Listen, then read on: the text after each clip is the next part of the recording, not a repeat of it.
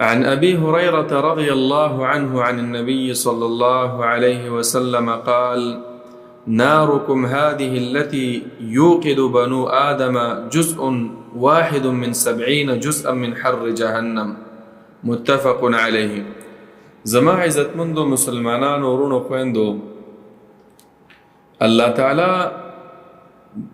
د هغه بندگانو د پاره چې د الله نافرمانی کوي په دې دنیا کې، شرکونه کوي، کفر کوي، بدعات کوي، غټ غټ ګناهونه کوي، د هغوی د پاره د سزا ځای هم مقرر کړی چې هغې ته جهنم وایي. موږ او تاسو پښتانه ورته دوزخ وایو. دا جهنم عزیزانو دا هسې قصې نه دي، دا ډېر خطرناک ځای دی. قرآن د دې وجې نه ډېر آیتونه په قرآن کې بیان شوي چې دا بندگان د دې جهنم نه ویریږي. الله رب العالمین موږ ته بار بار وایي: یا ایها الناس اتقوا ربکم، ای انسانانو د الله د عذاب نه ویریږئ.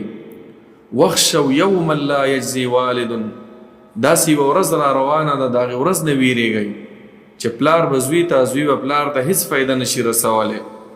واتقوا النار التي، هغه اور نه ویریږئ چې الله رب العالمین تیار کړی. یا ایها الذین آمنوا قو انفسکم و اهلیکم نارا، ای مومنانو خپل ځانونه، خپل اهل و عیال، خپل کور والا، خپل بچی دا ګوره د اور نه بچ کئ.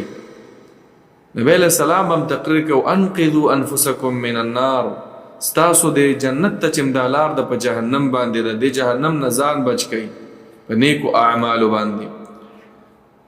شریعت کې چې د دې ډیره ویره انسان ته ورکولی شي، وجه دا ده چې دا اور ډیر سخت دی عزیزانو د جهنم. بخاری او د مسلم حدیث دی چې نبی علیہ السلام فرمایي: نارکم هذه، ستاسو دا اور چې د دنیا کې تاسو بلوي، دا د جهنم د اور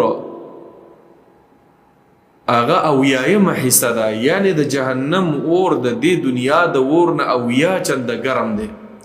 نو مونږ خو دې اور ته ټینګې نه یو، دې ته نشو ټینګېدلی، نو مونږ به هغه اور ته څنګه ټینګ شو؟ او دومره جرأت په مونږ کې دی چې مونږ هر یوه ګناه مخې له راځي، مونږ د دغه اور پروا نه ساتو او دې ګناه له مونږ غاړه ورکو. نو عزیزانو مخې ته دا اور را روان دی، جهنم را روان دی. دا جهنم بغړمبا کوي، دا جهنم لیدل کوي. رأتهم من مکان بعید، او دا آوازونه به کوي چې هل من مزید، د انسانان را وغورځوه. نو داسې ګرم اور دی. قرآن کې رب العالمین فرمایي: واما من خفت موازینه فامه هاویه وما ادراک ما هي نار حامیه. د چا چې دا د نیکو اعمالو تله دا سپکه شي او د بدو اعمالو تله درنه شوه، نو دغه انسان چې کوم دی دا به جهنم لځي، او هغه جهنم کې څه شی دی؟ نار حامیه، ګرم اور دی هلته. نبی علیہ الصلوۃ والسلام یو څو اعمال هم داسې بیان کړي دي چې هغه انسان په جهنم ته ځي. لکه مثلا: اطلعت فی النار فرأیت اکثر اهلها النساء، د امت ډېرې زنانه به د جهنم لځي. یوې زنانه د نبی علیہ السلام نه تپوس وکړو: د الله پیغمبره دا ولې؟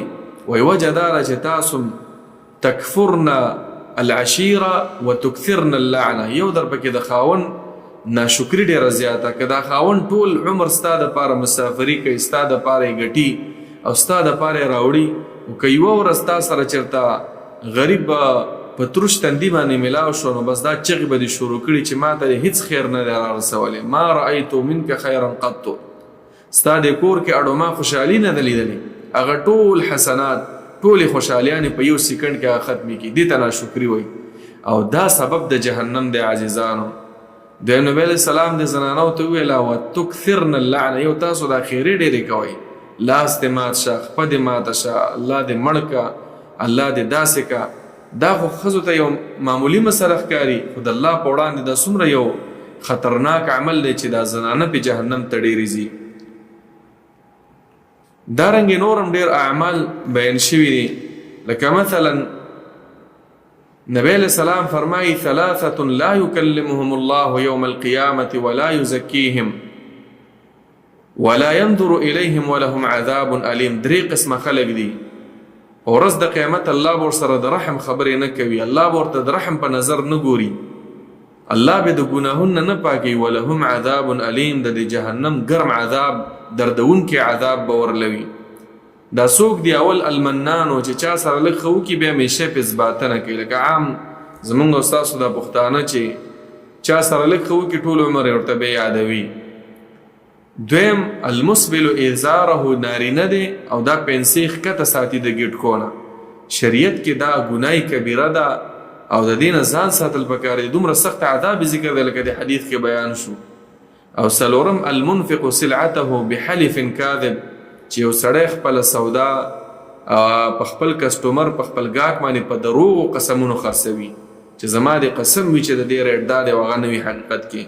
نو زما عزتمند ورونو مخې ته جهنم را روان دی، مخې ته اور را روان دی او دا اور دا ډېر سخت دی. د دغې نه ځان بچ کول پکار دی. او ځان په څه شي بچ کېږي؟ په ایمان، په نیکو اعمالو، د ګناهونو نه ځان را بندول. الله رب العالمین موږ او تاسو ټول د جهنم د اورونو نه بچ وساتي. آمین یا رب العالمین. وصلی الله وسلم علی نبینا محمد.